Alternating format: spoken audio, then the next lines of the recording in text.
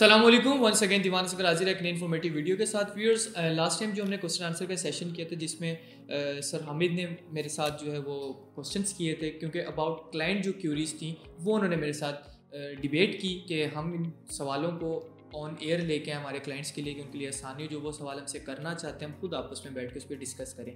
आज मैं हामिद भाई से कुछ सवाल करूँगा और हमारे साथ बने रहिएगा। तो जी हामिद भाई, अस्सलाम वालेकुम। वालेकुम सलाम। अच्छा हामिद भाई, हम जैसे हायरेस्ट प्रोजेक्ट्स का करते हैं। लास्ट टाइम आपने जो ट्रस्ट की बात की थी उसको तो हम लोगों ने गेन कर लिया। उसके बाद कुछ फर्दर आगे स्टेप्स होते हैं जिसके अंदर क्लाइंट का अक्सर पहला सवाल ये होता है कि आप लोग जब हमें हाइट के अंदर अपार्टमेंट दे देते हैं, कल को वो डिमोलिश हो जाती है, कल को कोई जल्जला आ जाता है, कोई आफत आ जाती है, वो डिमोलिश हो जाती है, उसके बाद हम लोग कहाँ जाएंगे, हमारा वाली वारिस कौन है? तो इसके ऊपर आप क्या कहेंगे? बिस्मिल्लाहिर्रहमानिर्रहीम। जी दीवान भाई, आपने ये क्वेश्चन बहुत अच्छा क्वेश्चन किया और बड़ा टेक्निकल क्वेश्चन किया।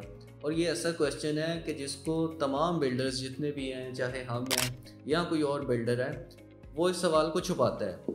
वो नहीं चाहता कि उससे ये सवाल पूछा जाए, क्योंकि इसका किसी अपने इन्वेस्टर्स को इस पे कन्विंस करना बड़ा मुश्किल है। ये ऐसा टेक्निकल क्वेश्चन है कि लोग इसको डिफरेंट तरीके से पूछते हैं कि भाई हमारे पैर ही ज़मीन पे नहीं है, हवा में आप हमें एक प्रॉपर्टी बेच रहे हैं, तो इन केस खुदा न खास्ता वो प्रॉपर्टी जल्जला आता है, ड्यू टू एनी कोई आगहानी आफत वो गिर जाती है, तो हमारा उसमें क्या फ्यूचर है। इसमें फ़र्स्ट थिंग मैं कोशिश करूँगा आपको इसमें क्लियर करने की, कन्विंस करने की। फर्स्ट थिंग कि आप इसमें क्यों इन्वेस्ट करें। अगर ये इसको आप एज एन आर्गूमेंट लेते हैं तो देखें, अगर आप किसी भी प्रोजेक्ट में इन्वेस्ट करते हैं, मैं एग्जांपल ले लेता हूँ स्टूडियो अपार्टमेंट की मिनिमम वो आपको नॉर्मली मिल जाता है कोई 38-40 लाख से लेके और 50-55 तक वो स्टूडियो आपको बना बनाया एक अकोमोडेशन मिल जाती है।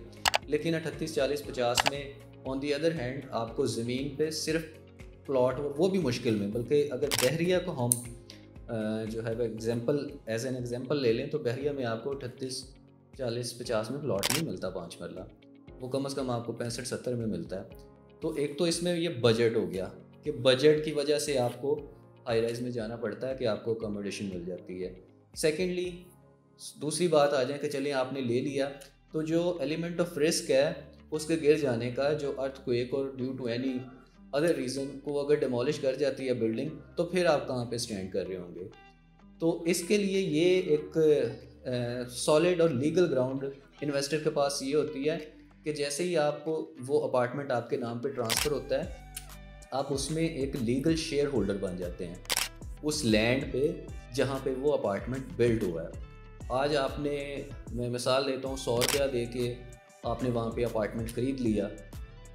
लेट से खुदा न खास्ता 50 साल बाद, 60 साल बाद, 70 साल बाद ज़लज़ले की वजह से या वो अपनी एक्सपायरी, वो अपनी उम्र पूरी होने की वजह से वो बिल्डिंग डिमोलिश कर जाती है खुदा न खास्ता, तो वो उस वक्त जो उसकी वैल्यू होगी, उस वैल्यू के मुताबिक उस प्लॉट को लिक्विडेट करके आपको शेयर दिया जाएगा, आपकी चॉइस पे कि अगर आप उसको निकालना चाह रहे हैं। सेकेंडली कि वो जिसकी लैंड है वहाँ पे वो दोबारा उस बिल्डिंग को कंस्ट्रक्ट करे और दोबारा आपको वही यूनिट उतने ही साइज़ का उसी फ्लोर पे आपको दोबारा बना के आपको दे दिया जाए। ये उसका होता है एक, ये LDA के बाय लॉज हैं। सेकेंडली जो डेवलपर होता है, ऑलमोस्ट 99% डेवलपर जितने भी हैं वो बिल्डिंग की इंश्योरेंस करवाई होती है उन्होंने। ये डबल कवर होता है, एक तो LDA आप इन्वेस्टर को प्रोटेक्ट करता है, दूसरे जो डेवलपर वो खुद आपको प्रोटेक्ट कर रहा होता है इन केस ऑफ इंश्योरेंस। तो वो इंश्योरेंस पॉलिसी कवर भी आपको मिलता है और दूसरी तरफ से आपको जो गवर्नमेंट मॉनेटरी पॉलिसीज़ हैं, गवर्नमेंट रनिंग पॉलिसीज़, वो भी आपको इसमें डिफेंड कर रही होती है। बिल्कुल जी हामिद भाई, आपने काफ़ी हद तक तो नहीं कहूँगा, 100% ही आपने मेरे सवाल को जो है वो क्लियर किया। इसमें मैं एक पॉइंट मज़ीद दीवान भाई ऐड करता जाऊँ कि ये बड़ा ना मिनिमल इसकी परसेंटेज होती है। मिसाल देता हूँ, मैं 76 साल हो गए हैं पाकिस्तान को एग्जिस्टेंस में आए। 75 साल में पाकिस्तान में एक भी वाक़या ऐसा नहीं हुआ कि कोई बिल्डिंग, किसी ने अपार्टमेंट ख़रीदा, वो गिर गई और वो फिर रहे हैं, उनका कोई मसला निकल आया। एक सिंगल इंसिडेंट भी 76 ईयर्स में तो एटलीस्ट हमारे रिकॉर्ड में नहीं आता। जी हामिद भाई, थैंक यू सो मच। आपने जो लास्ट हमारे क्वेश्चन का जो आंसर किया है उससे काफ़ी हद तक क्लैरिफिकेशन हो गई है। अच्छा हामिद भाई, इसी से एक मिलता जुलता सवाल है। अक्सर क्लाइंट कहते हैं कि हम लोग हवा में ही क्यों रहे, हम ज़मीन पे क्यों ना आएँ। जैसे ना छत हमारी ना ज़मीन हमारी, इस तरह के काफ़ी सारे लेम एक्सक्यूज़ हमें सुनने को मिलते हैं। लोगों के हवाले से, तो इस पर आप क्या कहना चाहेंगे? जी, इसमें आपका ये मिलता जुलता क्वेश्चन है, उसी का कह लें कि सब क्वेश्चन ये बनता है कि उसमें जो एलिमेंट ऑफ रिस्क है हवा में प्रॉपर्टी का, उसको तो मैं इसमें अपने जवाब में क्लियर कर चुका हूँ। तो उम्मीद करता हूँ कि आपकी तसल्ली भी होगी इस जवाब से। अब आप पूछ रहे हैं कि हवा में ही प्रॉपर्टी इंसान ले तो क्यों ले, तो वो ज़मीन पे क्यों ना ले। देखें, इसमें ये जो चॉइस होती है ना, ये डिपेंड करती है आपकी पॉकेट पे, आपका बजट कितना है। और सेकंड चीज़ जो उसमें चॉइस आ जाती है, पॉकेट अगर आपकी 38 लाख 40 लाख 45 लाख तक है एक पर्टिकुलर एरिया में, बहरिया टाउन में, तो वो और चाह रहे हैं आप कि आपको फौरी अकोमोडेशन मिल जाए, छत मिल जाए जहाँ पे आप रहाइश इख्तियार कर सकें फौरी ट्रांसफ़र लेने के बाद, तो वो 38 से 45 लाख में आपको स्टूडियो अपार्टमेंट मिल जाएगा, आपको फौरी छत मिल जाएगी जहाँ पे आप फौरी मूव हो सकते हैं, बिल्कुल, या उसको आप रेंट आउट कर सकते हैं। ऑन दी अदर हैंड 38 40 45 में in the same particular area Bahria town में आपको प्लॉट भी नहीं मिलेगा इवन। मतलब आप कहना चाह रहे हैं कि अगर हमने इस सोसाइटी के लाइफस्टाइल को एंजॉय करना है और हमारे पे बजट भी कम है, तो हम vertical residential point of view की तरफ जाएं जहाँ पे अपार्टमेंट्स हमें जो है वो नज़र आते हैं, देखने को। जी बिल्कुल, इसको हम मज़ीद अगर शॉर्ट करें तो ये है कि इस चीज़ में आके आपकी चॉइस नहीं होती। ठीक है, अगर आपके पास बजट खुला है फिर आपकी चॉइस है कि आप अपार्टमेंट में ना जाएं। चल ठीक है हामिद भाई, थैंक यू, इसमें भी आपने क्लियर किया।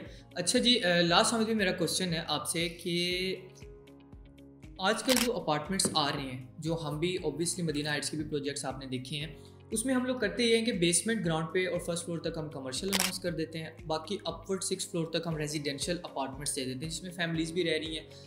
मेरा पूछने का मकसद ये है कि why commercial in residential area, कि जहाँ पे लोग रह रहे हैं यार, आप नीचे कमर्शियल दे रहे हैं, तो आप उसको कैसे फ्यूचर में देखते हैं, कैसे उसको आप अकोमोडेट कर पाएंगे? वहीं पे लोग कमर्शियल एक्टिविटीज़ हो रही हैं, उसी के दरमियान में से आपकी फैमिली निकल के ऊपर छत पे जा रही है या ऊपर फ्लोर्स पे जा रही है, तो आप इसके हवाले से क्या कहना चाहेंगे? अच्छा, आपका क्वेश्चन ये है कि कंपैरिजन, कि एक अपार्टमेंट हाई राइज बिल्डिंग वो that is circled by pure residential area, on the other hand किसी बुलेवर्ड पे आ जाते हैं, वो टोटल कमर्शियल एरिया में कमर्शियल एक्टिविटी के बीचों बीच आप वो आपका या अपार्टमेंट है या आपका बिजनेस है। ये देखें, ये 2 डिफरेंट फ्लेवर्स हैं। ये फिर चीज़ें लिंक होती हैं बजट के साथ भी। पहले मैं अगर रेजिडेंशियल अपार्टमेंट्स की मैं बात कर लूँ, कुछ लोग ऐसे होते हैं कि वो चाहते हैं कि मेरा अपार्टमेंट ऐसी जगह पे हो जहाँ पे ज़्यादा शोर शराबा, ट्रैफिक का शोर ना हो और लोगों का फुटफॉल ना हो, कमर्शियल मार्केट दूर हो, आई कैन अफोर्ड कि मैं वॉक करके चला जाऊँ या अपनी गाड़ी पे बाइक पे निकल के जब मुझे कमर्शियल मार्केट में जाने की ज़रूरत है तो मैं वहाँ पे चला जाऊँ। लेकिन जहाँ पे मेरा अपार्टमेंट है वो रेजिडेंशियल हो, पुरसकून एरिया हो। बिल्कुल। और ऑन दी अदर हैंड कुछ लोग ऐसे भी हैं, लोगों की चॉइस होती है कि भाई मेरा अपार्टमेंट मेन बुलेवर्ड पे हो, ठीक है, जहाँ पे एक्टिविटी हो, मैं नीचे उतरूँ, मुझे अपनी ज़रूरत की छोटी मोटी चीज़ बिल्कुल वॉकिंग डिस्टेंस पे मुझे मिल जाए। तो ये तो चॉइस की बात होती है ना। एक first thing budget, residential area में चूँकि मेन बुलेवर्ड की बैक पे वहाँ कमर्शियल प्लॉट की प्राइस में भी डिफरेंस होता है, वो ज़रा सस्ता होता है, तो इनके पर स्क्वायर फीट रेट्स जो हैं वो अपार्टमेंट्स के उनमें भी फ़र्क आ जाता है।